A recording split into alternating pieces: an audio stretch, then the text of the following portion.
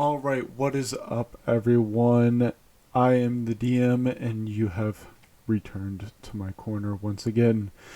We have another video from Shane Isaac. This one seems to be a much different background than normal. It's not the office space that he was in some of his previous videos. This one, from the looks of it, seems more like a private home or private residence type of feel to it. But as I have been making videos in the past about what he releases and giving my thoughts as a digital art student, I figured this would be a really good video to cover, as it appears to be something about the digital assets for Earth 2.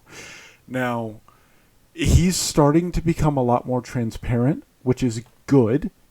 That's really, really good. That's something that a lot of developers for many products just don't do. Especially in terms of the gaming space, we've seen recently that very few publishers want to be transparent.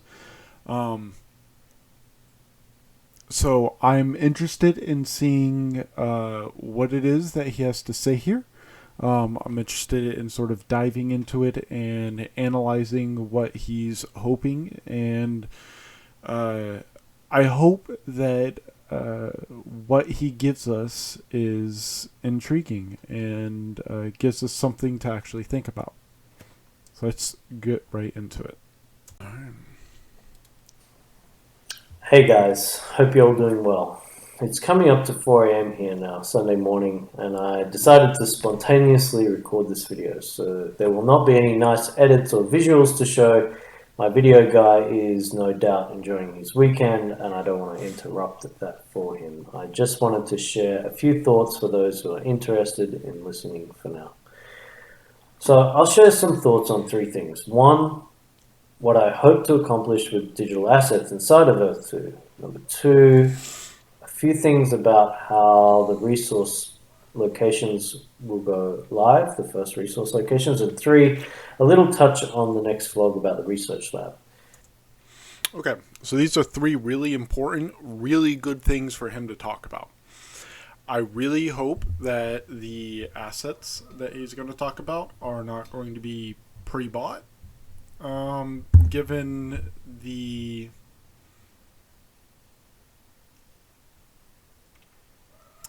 the talent that his team has, that's not to say that using pre-bought assets is a bad thing or anything, but with his team, they should be able to make the assets themselves. So we'll see. Another one that's good for him to talk about is the resource mapping. I forget exactly what their name was, but there was a commenter on my previous video who is an investor in Earth 2, has quite a bit of money invested from what I can understand, and is rather critical of Shane and Earth 2 itself, in spite of, or maybe even because of, his investment into it. This was something that he was wondering about, or at least something similar to it. He was, if I recall correctly, he was wondering exactly how the resources were going to be mapped out onto Earth 2. So I'll be very interested in seeing exactly how he does that. Since December 2020, that is 1 month after Earth 2 launched, I started publicly referring to Earth 2 as a platform, and doing so on a number of different occasions. I have clearly stated in the past that we are building a metaverse, and a real metaverse is going to be more platform-like than game-like. However, As I've also said, one of the key requirements for a metaverse is a 3D interactive environment, and that environment should 100%, without a smidgen of a doubt, include game-like features, gamification everywhere. Okay, so I want to pause right here because this is something important to note. Um, Gameplay. I have said in the past, I believe it was my very first video on Earth 2, and I think I said it in my second one as well, that Shane has, for the longest time, since as long as I can remember, which was essentially since the whole start of Earth 2, um, referred to it as a platform, not as a game. He said that it's going to host games, but Earth 2 is not itself a game. And here he's once again reiterating with no other words attached, no context or anything. Earth 2 is not a game, but it does have gameplay elements. Well, everywhere if I had my way, and trust me, I'm always trying to get my way. My wife often jokes about me trying to make everything into a game, a challenge, and when I'm driving, I take the shortcuts. I always try to do something in the shortest amount of time, all for fun. So she's always joking about that. So fun, strategic gameplay is incredibly important for Earth 2. That is why I refer to gameplay so often over various videos and times. And building Earth 2 is... All right, so before he gets into what he's about to say, I want to address gameplay itself. Just because something has gameplay or gameplay-like elements does not make it a game.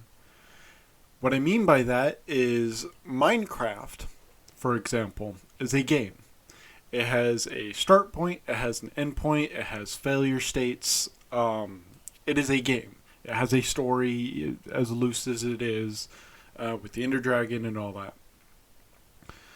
Gmod is not a game. Gmod is a tool used for creating games. It introduces a lot of the legwork so that way you don't have to do it, such as modeling, rigging, animating, etc., and lets you do other things, although you can still import those assets into the game. Or into the platform, I should say. Another example would be Terraria is a game. VR chat is not. And VR chat is extremely similar to what Earth 2 wants to do. In fact, I would argue that VR chat is the closest thing to what Earth 2 is attempting to do. VR chat VR chat itself is just that. It's a virtual reality chat room. You can import 3D assets to have your character look like, or your avatar look like whatever you want. You can create levels within it. It's essentially exactly what Earth 2 wants to do, or wants to be, right? And the biggest difference between the two would be that Earth 2 wants to be able to host games within the virtual reality itself, among other things, obviously. But as far as direct comparisons, that is effectively what Earth 2 is trying to be, is VR chat, but more advanced. And don't get me wrong, VR chat is incredible for what it is at the moment, but it feels like the more I listen to not what other people are saying, but what Shane is saying. I don't care what the mods or his staff or what his development team or any of them say Earth 2 is going to be, because it doesn't matter. What it's going to be is what Shane approves, because Shane is the the head of the whole thing. He's the CEO. He has final say. So that's what I'm looking to him for what he is claiming it's going to be. And so far, it feels like just a more advanced VR chat, which isn't necessarily a bad thing. Again, that's what he wants it to be. That's the end goal. Okay, that's not what it currently is. He's not making that claim. And he's not making a claim that it is anything remotely close to that at the moment. He's just saying that is what he wants it to be. And getting back to gameplay again, gameplay can exist inside of something without it itself being a game. And VR chat is a prime example of that. Is more than just a little bit like building a game, a dream opportunity. All for fun. So she's always joking about that. So fun, strategic gameplay is incredibly important for Earth 2. That is why I referred to gameplay so often over various videos and times. And building Earth 2 is more than just a little bit like building a game. Very, very, very, very true. Building a game is very different than building a platform. However, building a 3D virtual reality platform is different than building a platform as well. How I assume it's going to work is that on his servers, it has all the games that are within Earth 2 and all of that. And how it works is that you access the servers of Earth 2, and through their servers, you access those games. That's how I assume it's going to work, because that's how it seems like it would work. A dream opportunity for someone like me. So yes, a platform. I see Earth 2 as a gamified metaverse that is centralized and brings things together. So you will see portals leading to places outside of Earth 2, inside of Earth 2, into games. You'll see Web 2 and Web 3 having the ability to be represented inside of Earth 2 and a lot more. Now, this is also a very important thing to note. A lot of the issues that people have with these metaverses that keep trying to pop up, like Facebook's Meta and Cryptoland and all these other things, is they're trying to be decentralized. They're trying to be their own thing and completely autonomous and all that. But a lot of the issues with those is that there is no regulation. Crime is rampant within it, so much so that pretty much all of the like drug sellers and drug cartels are operating through Bitcoin now because it's so difficult to trace. You've got all these big things like these NFT scams that are popping up that just have like these big like plug-in pools where they'll get their fans and a whole bunch of people to invest and then just pull out and rob them of all that money. So there's a lot of these like just contributing factors towards the negative perception of metaverses. So for him to state that he wants this to be a centralized metaverse, that means that it will be regulated. It means that everything within it will still be subject to the law, including all currency, all transactions, all currency transactions, all that would still be like regulated under the law, which means there's a lot of things that he's going to have to do, legally speaking, in order to make sure that that Earth 2 complies. It's kind of like trying to create an entirely new currency. And I don't really know too much about that personally, but that's definitely what it kind of feels like in terms of that, although I'm sure it's not exactly the same. But yeah, so it's just incredibly important that he makes these distinctions and clarifications about how Earth 2 is going to operate. And how he wants it to be seen. He definitely is trying to steer clear of the more dubious actions, and it does at the very least feel like he is being genuine in that he has this project that he wants to come to fruition, and just is a really, really bad public speaker. Uh, so, I've also mentioned in the past, specifically the last video that I watched of his, the last video felt very scripted. Um, the way he talked was very clear and concise, and, as opposed to his previous ones where he just kind of rambled. So it'd be very interesting to compare and contrast that to this, because this one he says that he decided to do spontaneously. Now, it's not to say that he might not have a script of some kind,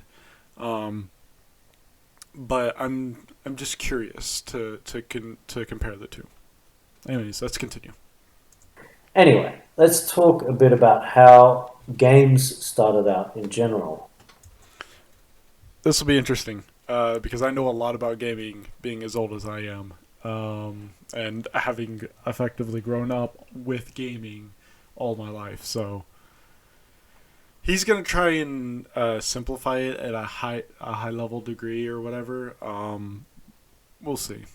I'm just going to summarize this at a very high level. I'm aware that there are rabbit holes we could dive into when navigating such an interesting topic, but let's steer clear of those for now. There are a lot of rabbit holes.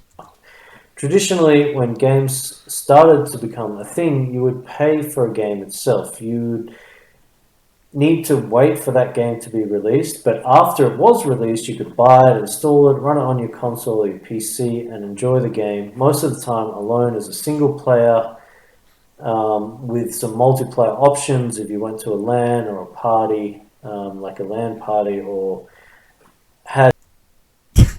I'm sorry. A LAN or a party or a LAN party.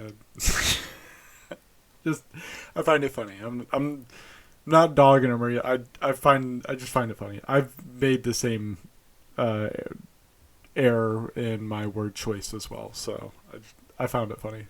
Had like a multiplayer console, but let's just say that at that time most gameplay was very closed off. So he is right here. Technically speaking, arcades came before home consoles, and those were, if you thought monetization now was predatory, back then you had to pay 25 cents per attempt. Okay, like per life, right? So like Dark Souls, all you Dark Souls fans out there, you that have like 200, 300, 400 deaths, yeah, that's a quarter for each death. Which, I mean, no math expert, but 100 of those is $250, or no, it's like $25 for 100 deaths. So it's like, it's a lot of money, and nowadays it's like $60 and you own the game. So, it it was insane. But what he's saying here is not entirely incorrect. Gaming, especially in its early infancies on home consoles, was extremely limited. Home consoles were very, very, very expensive, and the games were extremely expensive. So I was lucky enough to be able to have some games back in the mid 90s and mid to late 90s, but oh boy, yeah, I didn't know how expensive they were until after I grew up, and I was like, what? So, anyways, yeah, C is correct here. Every game would have some kind of digital asset, whether it be gems, digital cash, loot, or even Mario would have the coins. Sonic Hedgehog would have rings. There's different types of digital assets in many games, and traditionally you would earn those assets through gameplay. You wouldn't need to spend any more fiat or any more physical money to acquire these things in game. You'd already paid for the entertainment of. Okay, I'm going to critique this to hell and high water, because now he's talking my level of expertise. I played the original Sonic on the Super Nintendo. I played Super Mario Brothers. Uh, here's maybe he gets to it in a moment, but I gotta clarify this. The digital assets that you collected in those games, that's all it was.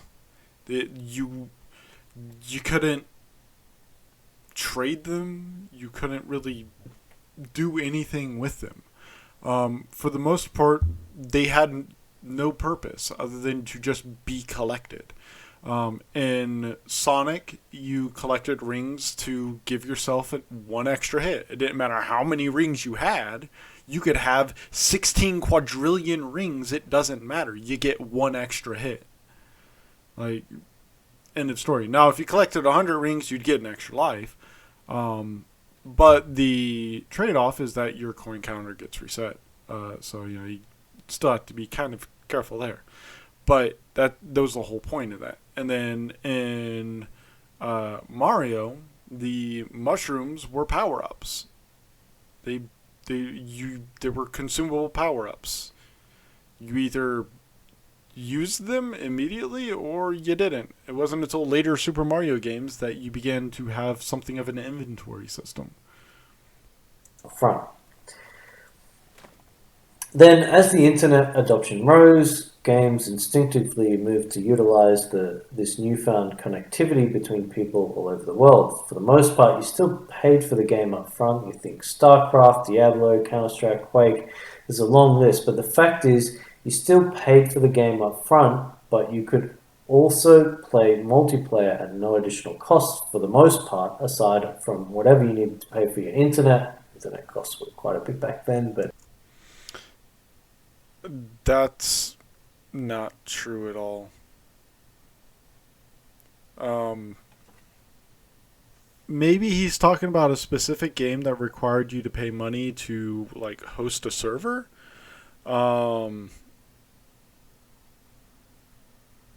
But you could also play multiplayer at no additional cost for the most part, aside from whatever you needed to pay for your internet. Internet costs were quite a bit back then, but or the console or the PC you needed to run your game from. Most game companies who released these types of games would support online servers to play on and would hope to pay for that support with new sales of their games as it became more popular, and sometimes with new expansions to existing successful games that people would pay extra for. Sometime later, game studios began to focus on the free-to-play game model, where anyone could freely download the game and play it, but instead of paying for a copy up front, you would access the very base version in the game, and you would earn a few basic things here or there in the game the more you played it. It also introduced the concept of players needing to purchase in-game non-refundable credit to buy digital currency or digital assets, and you only have to look at games like Fortnite, Roblox, League, and too many others to list to see how successful these types of games can be if built in the right way and experience mass adoption. Game studios realized that this was the new holy grail. If you could somehow manage to create a hit free-to-play game with in-game purchases, there was a good chance it would be far more successful financially than the traditional RRP games. Okay, I'm going to pause here because he said a lot, but it's all very important and correct. However, there's an important reason why the subscription model has been shifted away from. Nowadays, you have things like streaming packages where you can get a whole bunch of movies from like Netflix, a single Netflix subscription, right? You get a whole bunch of different things. And then for gaming, you have Xbox Live. You can pay a monthly subscription and get access to hundreds and hundreds and hundreds and hundreds and hundreds and hundreds and hundreds and hundreds of games. PlayStation Plus, the Nintendo eShop. There are so many places where you can get tons and tons and tons and tons of games for relatively little to no cost. So people are less inclined to keep a recurring subscription to a singular game than they are for just taking that money that they would have spent over the year and purchasing, a 6 month subscription to Xbox Live or whatever, and getting access to thousands of games, all that they could just freely access and play and do whatever they want in. So companies are starting to realize that, not especially now, people are just not in a position where they can freely do that with just everything they want anymore. So they're moving away from those subscription models and more to free to play, because making your game free to play means everyone has access to it. Everyone with a wallet, which means the potential for revenue income is substantially higher. That's why they're doing it. Everyone wanted the new flashy things that others had. They wanted to stand out, buy things that they can relate to, digitally beautify their characters they have formed a bond with and a relationship with. I mean, it's just like the digital world is representing what happens in the real world, and people derive happiness from this, which I think is great. If playing a game makes someone happy, if they're happy when spending their time on that game, then I think that's a good thing. That's a great thing. It doesn't matter what game it is, doesn't matter whether I like the game or not. If they're spending their time on it and they enjoy it, that's a good thing. What I personally wasn't too fond of was the fact that, in my experience, you could not resell these digital assets or not even gift them to a friend unless you gift them at the time of purchase. I know this is nothing new for many people, or we've become. I'm assuming he's referring exclusively to microtransactions, because things like transmogs and glamours and ways to change the look of your characters has been a thing for an extremely long time, and for the most part, it's been entirely free, and you could freely trade your items to other players. So I'm going to assume he's referring exclusively to microtransactions here. Which, even in some cases, that's still wrong. But for the most part, it's correct. So I'll give him that. I'm used to it now, but I'm just sharing my thoughts here. I personally discovered this after my son and daughter asked me to play Fortnite with them, which I did, and I love the game. I love Fortnite. It's a really fun game, really well made, and a lot of entertainment, a lot of free entertainment. But it was frustrating when I wanted to give my daughter one of my skins and I couldn't. I had to buy a new one and gift it to her, which I did, but I didn't agree with it. And yeah. So that's how free-to-play games make their money. They make their money through their microtransactions. You can't sit here and be like, I got a whole bunch of free entertainment from this game. How dare they make me buy this thing twice for 2 separate accounts? You can't say that. It's not a valid argument. It's just not. If you had to pay in order to access the game, right? And this item was earned through the game itself, then yes, you should be able to trade that freely with whoever you want. However, if you're playing this game entirely free, or even if you're paying to play it, and you go to the cash shop to purchase an item from it, it tells you in that cash shop that the item is account bound, that it's bound to you, meaning you have knowledge before any purchase that you won't be able to trade this item. And this has been a standard thing since games began to be MMOs. there are items that will state they can't be traded, and that's because otherwise the player is left wondering why they can't trade this item, and then they think that their item's bugged or something, so they end up destroying it or something. What if they get this like super epic rare legendary drop or something that can't be traded because it's so super epic mega rare, right? But they don't know that because it's so super epic mega rare, and it's not a weapon for their job. So they try to trade it to their friend, but they can't. Why? Who knows? There's no explanation. That's why those things exist. That's why it tells you when something cannot be traded. And if it's really good, it'll tell you why it can't be traded. But microtransactions in free games is how the game remains afloat. It's how the game makes its money. You cannot argue that it's making you buy this digital asset more than once when like it's a free-to-play game, Shane. Yeah, this happened back in 2019, and it was another reason for me building the Earth 2 MVP the way I did. I also realized there were thousands of dollars of purchases from my bank account that my kids were making, and that was through 2019. Those $1,000 of purchases went to Roblox, they went to Fortnite, they went to League of Legends, and I thought, wow. Free to play has come this far. I mean, why would they sell a game for $50 to $100 when they could make hundreds or thousands of dollars per player with in-game purchases on a free-to-play game and not even give that player the ability to earn or recoup anything on what they had purchased? Yep. I 100% get it. This is their business He's about to say it's their business model, yes.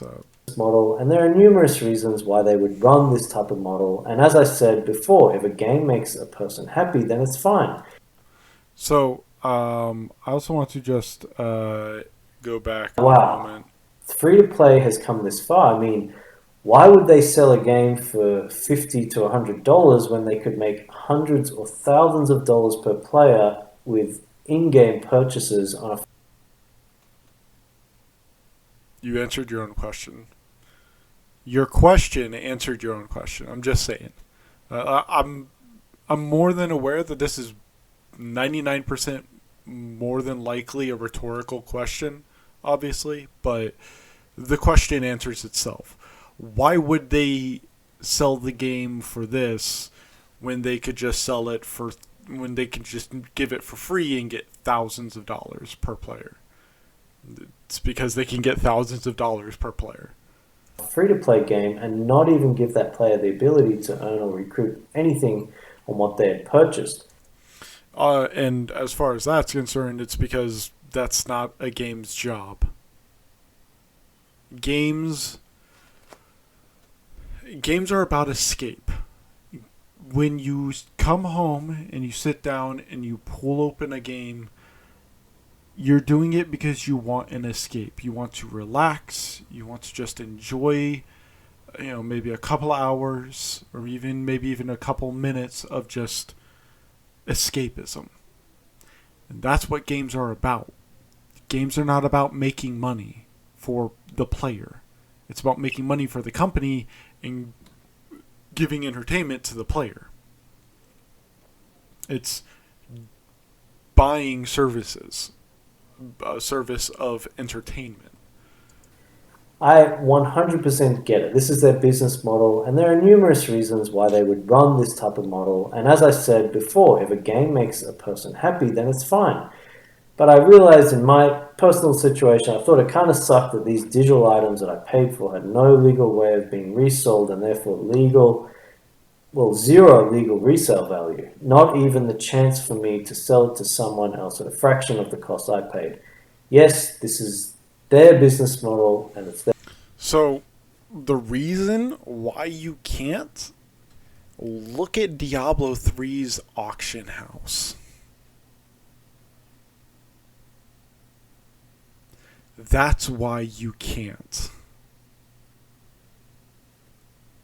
their right to run the company the way they want to, but I just didn't agree with it personally.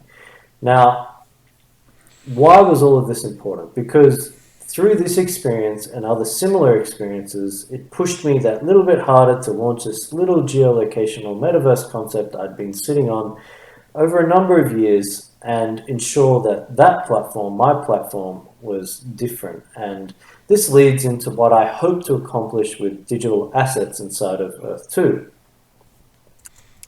Here's a good thing. So I've mentioned in the past the platform known as Core. Um, Core lets you create digital assets. It has a whole engine inside of it dedicated to helping you create your own assets and everything, and you can sell them. So we'll see how he structures it. I very nearly launched Earth 2 as a crypto project. We had all of the backend ready with smart contracts linked That would have been the death of Earth 2, I assure you. directly to Ethereum. However, the law firm that we employed advised us to launch in fiat due to the unfavorable image crypto had at the time, with all the dodgy ICO scams and the fact that most governments were not crypto friendly at the time, and just to avoid the uncertainty, because we had every intention of launching Earth 2 as a legitimate metaverse platform. It just grew too fast. The last minute change did not alter my desire to allow players on Earth 2 the ability to freely resell digital assets they owned. I realized we could still do this with fiat, and we did. I wanted to treat digital goods like real life physical goods. If I paid for it and I owned it and I had it in my possession, I had, or I should have, the right to resell it. I realize irrefutable ownership is a big part of what blockchain is, and the technology used to mint things like NFTs is very cool, though I don't personally agree with how the technology is abused by many in the NFT space, but that's a whole other story in itself, so we'll leave that for another time. As has already been, It would be best to just leave it, full stop. NFTs, in case you aren't aware, NFTs, the sale of them and the amount of wallets that are within them have dropped by over 85%. NFTs are dead, effectively, and it wasn't spectacular, and no one thought it was. In fact, everyone was calling it. It wasn't going to be a spectacular death. It was just going to kind of happen, and it just kind of happened because it's filled with scams. It's rife with scams because there's no regulation, and it's all in code. And well, that's the problem with the blockchain. being publicly stated, we will be moving Earth to digital assets to blockchain after we deploy our utility token Essence later this year. So that again for another conversation. Anyway, blockchain and Web3 stuff aside, long term, I wanted to create an environment where the players of Earth 2 not only had the ability to resell digital assets they owned, but also become heavily involved with the long-term gamification of the Earth 2 metaverse through ownership of different types of digital assets.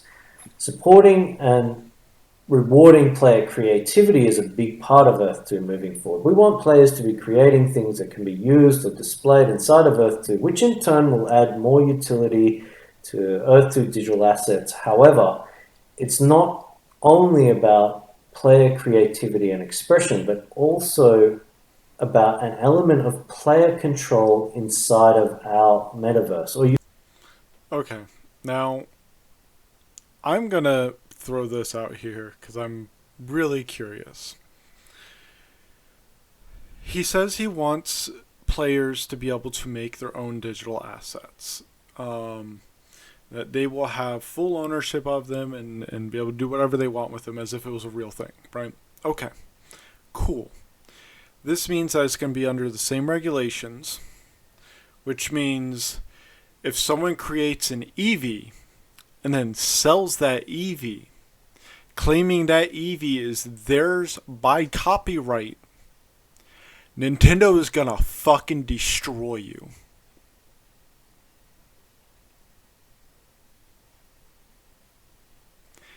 There's a lot of very contextual things that Shane needs to keep in mind when it comes to digital assets. And even outside of that, let's say, for the sake of argument, let's say that you can create that Eevee and it's fine, right? There's no legal repercussions or anything, right? Totally fine. Okay. Here's my question. So that Eevee right there is theirs. And they can sell it for whatever they want. What's to stop me from making an exact replica? Because it's not that one, which means they don't have ownership of it. Because I created it. Even though it looks exactly the same. What's to stop me from doing that and then selling it for cheaper? And then someone else sees me doing it for cheaper, so then they do it. And someone else does it. And it's a vicious spiral. The issue with allowing everyone to make whatever asset they want is everyone can make whatever asset they want, thereby meaning there's no scarcity in anything. Even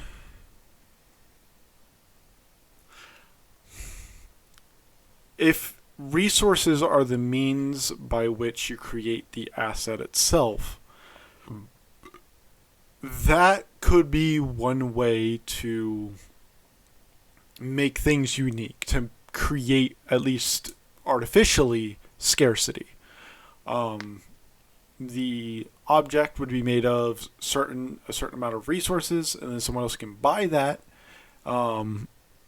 and I don't know, maybe dismantle it for those resources, or just keep the object, right? Or maybe like dismantle part of it, or like take the tail of an Eevee and put it on a Pikachu, or something like that, right? That could be interesting, but we would have to wait. We'd have to, see exactly how those work. You could even say the ability to be involved in the trade and distribution of these key digital assets that are usually distributed in a game. So the player is like kind of in control of this, which I find very interesting myself. One of the reasons I wanted to do this. You can already see the beginnings of such things with jewels, for example. Well, first, let's go back to look at how a traditional No. We're not. Hold on. No. universe, or you could even say the ability to be involved in the trade and distribution of these key digital assets that are usually distributed in a game. So The assets that anyone can create, that everyone has access to. Therefore, no scarcity.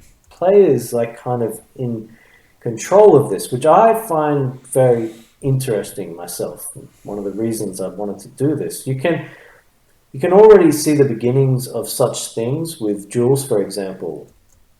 How? Jewels,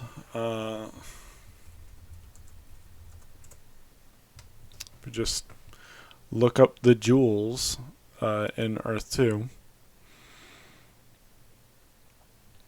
I believe this is yes. So these right here are production increases for the things that do not yet exist. They're increases for coal and oil and wood and sand, and none of these things exist. All of these jewels are implemented right now, but do literally nothing because the thing they're supposed to modify does not exist within the game. So the jewels don't really do anything. Well, first, let's go back to look at how a traditional play for free game operates. And Earth 2 will be a play for free platform. The first play for free account type will be the EcoSim player, but that will be followed by the P versus P player, and we already have the creator. Did Shane? Let's go back and listen to that one more time. Look at how a traditional play for free game operates. And Earth 2 will be a play for free platform. The first play for free account type will be the EcoSim player, but that will be followed by the P versus P player. And we already have the we already actually have the creative player, play for free player on Earth 2. Anyone can create a free account right now. They can access free to play when any of these other types become available. But we have people right now on Earth 2 create holo buildings, for example. You don't need to own land to create a holo building. And holo buildings can't be traded, by the way. Traded or sold or anything done with.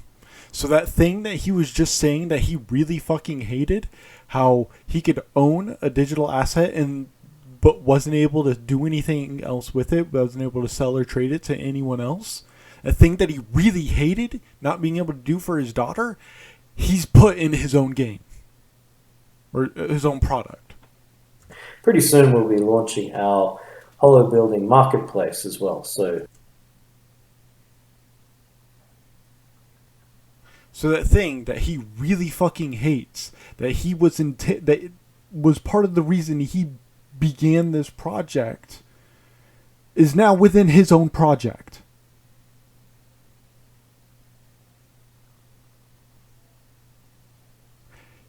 You can have digital assets in Earth 2 that you literally can do nothing with.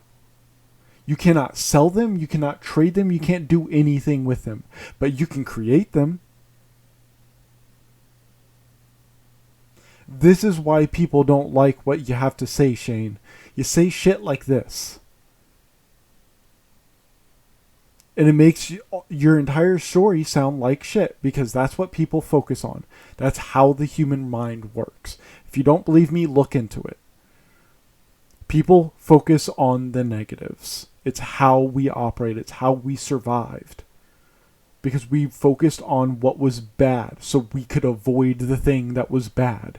Because if we avoided the thing that was bad, it meant that we were doing the things that were good. And the things that were meant for survival. So these things that you're saying like this, where you say you hate that you own this digital asset and can't trade it or sell it, and then saying that that is part of the reason you're making Earth 2, and then also putting into your project digital assets that they can create but cannot trade or sell. You're literally doing the thing that you say you hate doing. So you're lying about one of the two things, and one of them we know you've done for a fact. Which means that other thing is not very believable anymore. This is part of the reason people have issues with you, Shane. Is because you do these very, very, very hypocritical things. And that you do them very blatantly and do not seem to realize what you are doing. People can literally come onto Earth 2. They don't have to buy any land. They can create cool digital items using our holo builder, and sell those to other players who may wish to place them on their property. But anyway, so if Earth 2 were a traditional free-to-play game, you would be buying jewels directly from us. And those jewels would be used in game for various reasons. So you would be buying the jewels from us directly. But in fact, with Earth 2, what we're doing, we don't sell the jewels directly to the player. At present, we provide the opportunity for landowners to collect the jewels for free on their property at no additional cost. So they've already... Landowners. So the only way to get jewels is if you've paid to play the game. Now, this isn't a bad thing, and there's nothing inherently wrong with him doing this, but it's something that is yet another reason why players don't like it. and don't like you, Shane. So keep that in mind. Is there are aspects and choices that you're making that don't make a lot of sense, such as like we would be buying them directly from you. No, we wouldn't, because according to your own site, you can craft them. So Purchase their property. There's no additional cost for the jewels to be collected on that property. That is, the players do not pay anything extra for those jewels, and it is the players, not us, not Earth 2, who can sell the jewels to other players who might want or need them at various points in the game. Who does this benefit more, Earth 2 or the player? The player, of course. that's true. I will grant him that. Um, it benefits the player more than the company. However, they still take a portion of what's paid, so it does still benefit them. Instead of us charging a fee, an initial fee to purchase the jewels from us, we basically give them to the player, and we made a clear decision to do this when we first launched jewels.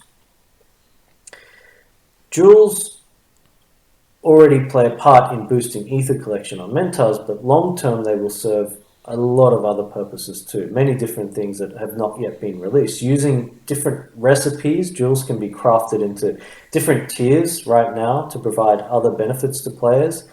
Many players don't have the time or knowledge about how to craft jewels, me included, so they prefer. You don't know how your own systems work. I don't buy that.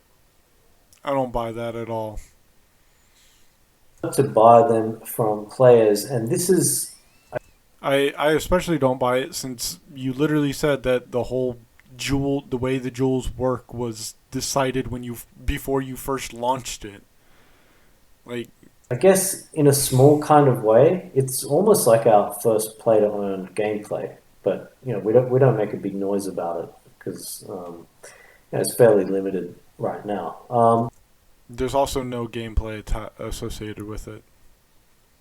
Being that it's just a 2D plane with a map spread across it of the Earth, there is no gameplay. And so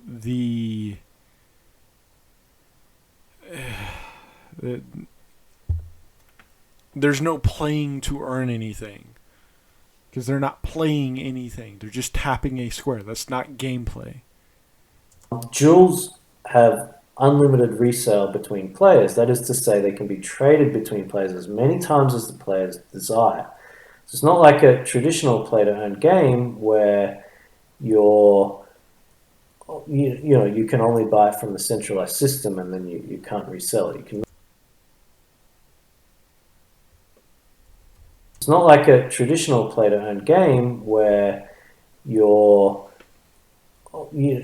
can only buy it from the centralized system and then you can't resell it.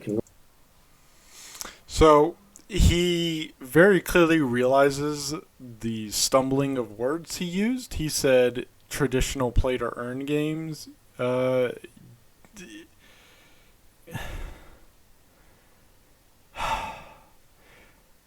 I'm sure he probably meant traditional free to play games.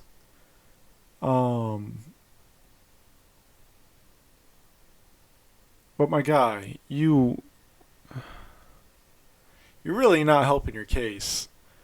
You really aren't.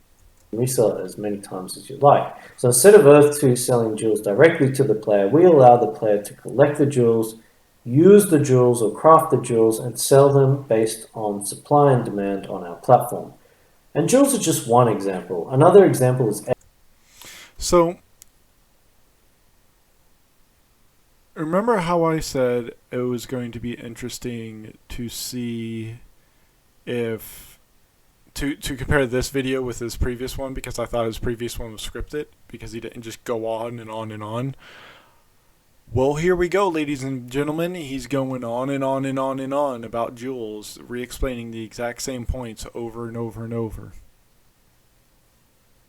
Essence. When Earth 2 launched, there was no promise or mention of Essence. Essence was introduced as at a later date to benefit the player and become a core currency, a core digital currency in the Earth 2 ecosystem. Instead of selling Essence directly to players, we allow it to be earned via gameplay. Granted, this is quite easy for now, but this will become more difficult over time, so players collecting Essence these days are quite lucky, as I've said on a number of occasions. Again, Essence will be traded between players on an exchange, so if you want more Essence, then what you're going to earn, or what you are earning in the game, you'll have to buy it not from Earth 2 but from another player which has earned that Essence already, and that has a more direct instant benefit to the player than it does for Earth 2. And It does still benefit Earth 2 because Earth 2 is going to be taking a portion of the transaction fee. Just important things to note, that's all. these are the things that I stand for. Now, ecosystem buildings. I know that we have not yet released costs for building ecosystem buildings, but I can tell you right now, it will have very little to do with players spending extra fiat on buying them from Earth 2. I want players to be able to build their ecosystem buildings from toiling their own land and trading with other players, not from spending extra fiat to buy a building from us. So you'll be trading with other players who've put the effort in to get the building blocks or the raw materials that you need to build your ecosystem buildings. That trade will be player to player. It won't be coming from Earth 2. Earth 2 will not be benefiting in any kind of sales there. So to be... I mean, you will because of transaction fees, but so overall, what he's saying here is good. It's encouraging at the very least.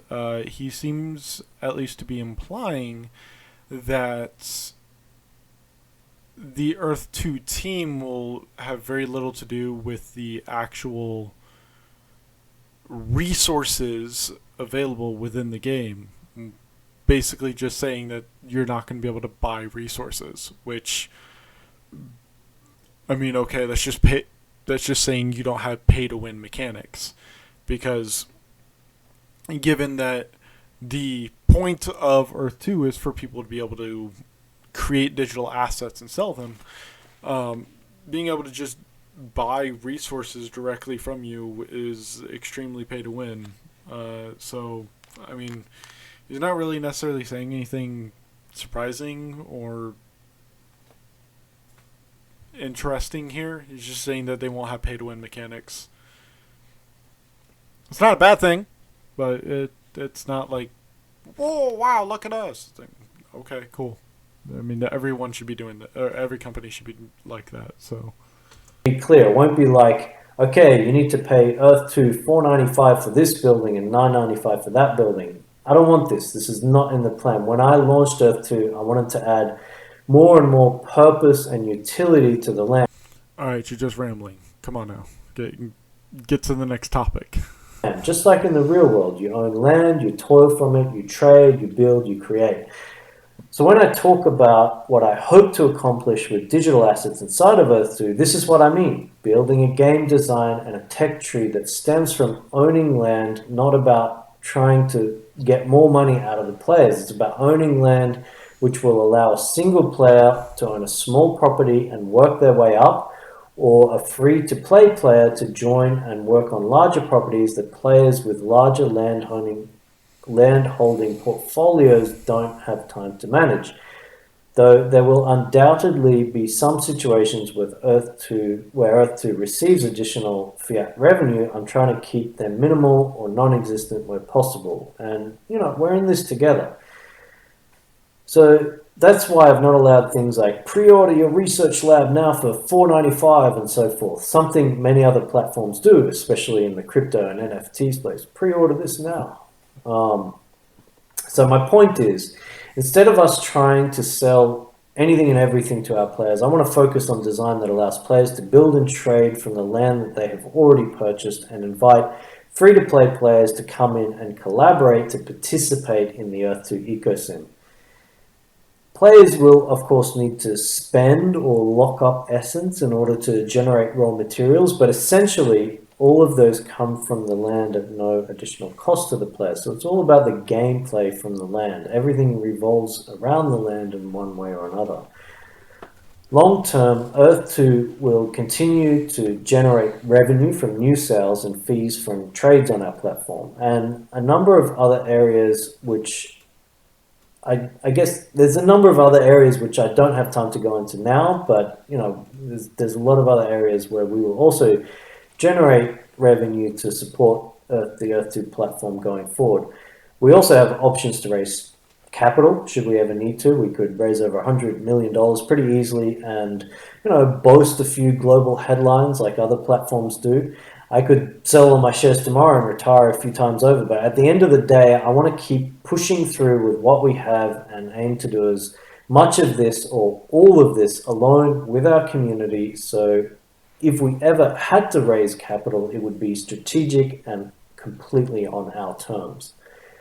Okay, I've spoken way too much on this subject. Sorry about that. I didn't mean to take that long. I'll quickly cover the other two topics, and if anyone could create a YouTube timestamp chapter thingy, please comment it below, and someone from my channel will copy and paste it into the video description so people can access the chapters, because I know this has gone a little bit longer than expected. Otherwise, I'll have someone from the office do it on Monday, so no big deal. So the second thing I wanted to talk about is for when the first resource locations go live. We will be showing binary data on existing properties. That is, we will be showing whether a mineral or a resource exists or not on a property, not exactly how much just yet. The plan will be to start with gold and oil heat maps and get those live on the production server, then run tests for a couple of weeks to ensure everything is as it should be on the live server, and then proceed with rolling out other resource heat maps. Remember, if you thought you had gold or oil or any other type of resource when we roll it out on your property, but it does not appear, do not panic. You will have the chance to follow the validation process when that goes live, which is still on schedule for Q2. So that's all proceeding okay for now. So the general process will be for you to create a validation. I think he was meaning phase 2, not Q2. Submission for the resource you believe should be on your property if it's not on your property. Others in the community can then validate if they believe it is correct, and so if they believe that your validation is correct, other people in the community can join and validate that process. Then we will have an internal team on standby who will confirm final validations. There will be rewards for those who validate correctly. Obviously, the reward for the player who owns the property and validated correctly will be the access to the resource that they've requested. And there will be another reward for community members who back up that validation.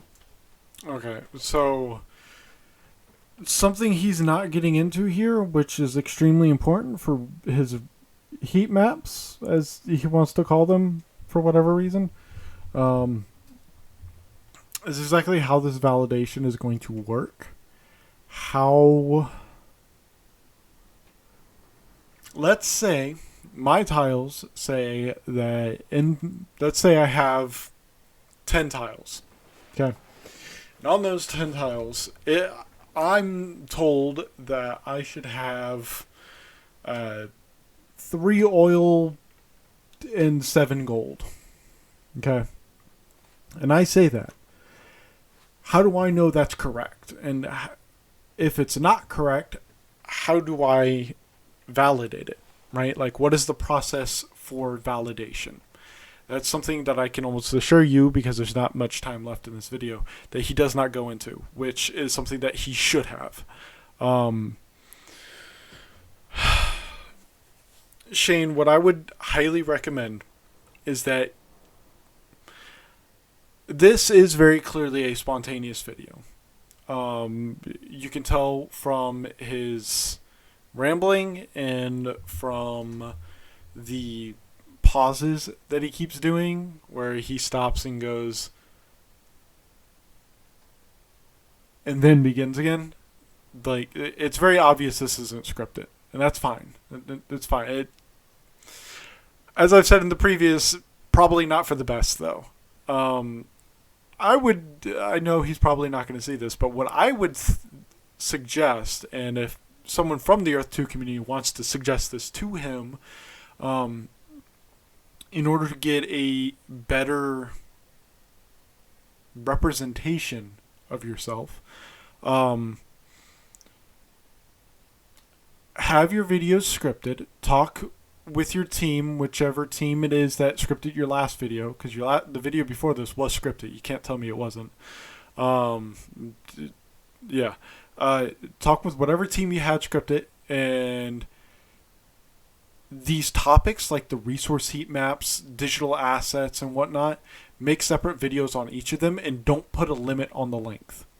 The people who are actually interested in it and the people who are critics, such as Callum Upton, Sid Alpha, Big Fry, all of them who make these claims of, doing all their research and everything, these super long videos, if you made one video detailing everything you can say about the resource heat maps, about the validation process and everything, right? About how it's going to work, and you make that all one giant video and just throw it out there, anyone who has not actually watched it, you'll be able to pick their argument apart word for word, because you'll know what you have said, and the video proof will be out there for all to see. There will be no one who can claim otherwise. So script all your videos from now on and make it one topic per video. But there will also be penalties for those who try to trick the system. So please be 100% sure you're correct. We don't want to waste man hours on validating, valuable man hours on validating properties from people who are trying to trick the system to say they've got something they haven't got. And that goes the same for anyone supporting a validation. So if you throw your support behind a validation... Okay, but again, we need to know how to validate and how the whole validation system works. Again, he's been really good about transparency so far, it seems, so I'm really curious as to see. Validation, you do a little bit of due diligence. You're going to get rewarded for validating correctly, but make sure that what you're validating is actually correct. This is a community-driven thing. Let's make it work well, and let's see how that goes. One thing I need to stress is we will be showing binary data for existing properties. We're not just showing a map of where every gold or resource is located around the world. I think that's good. Making it so that the tiles that are not owned by you, this is how he should do it, right? Aside from the validation process. How he should do it is the tiles that you own, you see how much you're getting. Okay? The exact number and everything.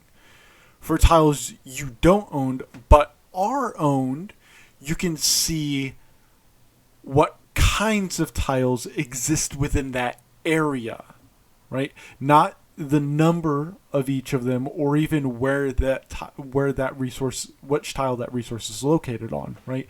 Just that within this area that is owned, right, by this other player, it has these resources in it. And then for tiles that are completely unknown, no information. Absolutely no information. We're only going to show the ones where existing properties have that resource or not. Do not buy new tiles in a hope to find gold or oil unless you understand there's a risk that you will not find gold or oil on those tiles. The plan is to get this golden oil heat map data live later this week. And the third thing was a comment on the new. That is very interesting to hear because this was released on the 14th, so 4 days ago, and it is currently Wednesday. So I'm interested if any of you are invested into Earth 2 or participating in it. Has this resource heat map been released yet? Let me know. New vlog, which will be posted over the next 24 hours, and future vlogs for that matter. Listen. Did you say where the vlogs are going to be? You will not find gold or oil on those tiles. The plan is to get this golden oil heat map data live later this week. And the third thing was a comment on the new vlog, which will be posted over the next 24 hours, and future vlogs for that matter. Listen to these vlogs carefully, guys. There's a lot of information in them, and we do tease details on things to come. I wonder if that vlog is on the Earth 2 channel. I'll check it out after this, and if it is, I might even post a second video today about it. This is our way of keeping things interesting, as there is undeniably a waiting game for things to be developed. Any platform's the same. Things take time to develop. And, when these things are getting developed and rolled out, things like videos, like the devlog, they provide little hints of things to come, and they create a few talking points to discuss leading up to the next vlog or the next update. So, just listen to them carefully and feel free to discuss them in the community. Also remember, the footage you see of the ecosystem buildings is phase 2 footage. It's all about creating a more fun and interactive experience for phase 2. It's about doing things in step to keep things interesting as we slowly build on our Earth 2 platform over months and years to come. This metaverse or the metaverse, it's not something that will be suddenly built in a day. It will gradually happen over years. Earth 2 is a visionary product, and I see no problem with creating foundations today, and when and where we can make those foundations more interesting or more fun, we 100% should be doing so. One of the things I've personally been working on, amongst many other things these days, is some new PvP gameplay that will actually take part on a global scale inside E2v1. Okay, Shane, my guy, stop calling it P versus P. It's PvP or player versus player. Just call it PvP. Everyone knows that it's PvP. Just say PvP. You keep trying to make it out that you're a gamer. Say PvP. Everyone calls it PvP or player versus player. No one says P versus P. If we can get it to work the way I want it to work, which it looks like we can. So it's very exciting. It will make the ecosystem a lot more interesting and a lot more risky and rewardy to play. So P versus P, for property owners, we're still classing P versus P as like an opt-in kind of thing, but there's some tweaks still classing P versus P as like an opt-in kind of thing, but there's some tweaks to some other areas which they will be very fun. They'll be risky and rewarding. The people who know about my idea are very excited about it. So, hopefully that's something else to look forward to. There are many things going on in the background. So just be aware of that. Thanks for your patience. Hang in there. And remember, one day you'll be complaining about there being too many things to do on Earth 2 and not too little. So until next time, take care, keep safe, and goodbye. All right. So, overall, he gave a lot of really great information. Left more questions than he answered, though. A lot of this video was dedicated to rambling about digital assets and not really much else. We've kind of already known that he wants it to be a community-driven marketplace. We've already known that resources are going to appear on the tiles, although the resource map was actually some good information, information that we didn't previously know, or at least I didn't previously know. Maybe the Earth 2 community knew or some such, but I did not. So it was good that he did release that information. But as far as the digital assets are concerned, we weren't really told anything. It seems like they're very much trying to have like a hands-off approach to it, which I don't know, man. I don't know. It's very strange. But he didn't really give any new information as far as digital assets or what the next vlog is gonna contain. Just kind of reiterated points that everyone already knew. And so yeah. Look, Shane, I hope the best for you. It seems like you're trying to. It seems like you're honestly. It seems like you're trying to create a way for people to earn a living that might not otherwise be able to, right? Um, I can understand what he's trying to do, but it's not necessarily a revolutionary thing. VR chat has existed for I don't even know how long. When did VR chat come out? 2017. So 5 years now. A little over 5 years now. VR chat has existed. So yeah, it's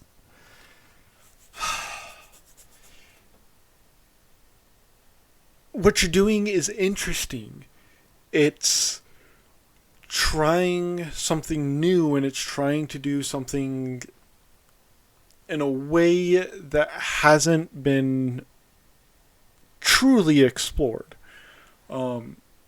He's trying to do what like all the other metaverses claim they're doing, but he's wanting to make it centralized. He's wanting it to be regulated. He wants it to be legitimate, right? He wants this to be like a legitimate thing that people can do, and this is how they earn their money. They don't have to go to work for their 9 to 5 paycheck.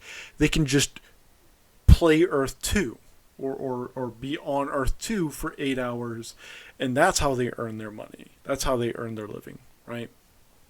Which, all well and good, but it's not revolutionary, it's not new, it's not innovative. It's been tried before. It's failed every single time, mostly because they're scams or decentralized or both. I have never, as clarification point, because I had someone in the comments of my last video try to make this claim, I've never stated that Earth 2 is a scam. In fact, I've specifically stated that I don't think it's a scam because Shane does appear to be doing something with his project, which means it is not a scam. I'm not sure how that got misconstrued last time, but I just want to make sure that's perfectly clear this time. Is I'm not saying that Earth 2 is a scam, only why people see it and can think that it is a scam. I hope that Shane, honestly speaking, I hope that Shane just scripts all of his future videos and that he sticks to a single topic. Because when he rambles, he doesn't make a point. He's done this a lot. So, Shane, please, just script your videos and one topic at a time. One topic at a time. I understand that you wanted to do a spontaneous video and be very transparent, and that's great. But when you ramble, you don't make points. So just, yeah. Anyways, I will talk to you all later. Thank you, as always, for coming to my little corner of the internet. I have been your DM, and I'll see you next time.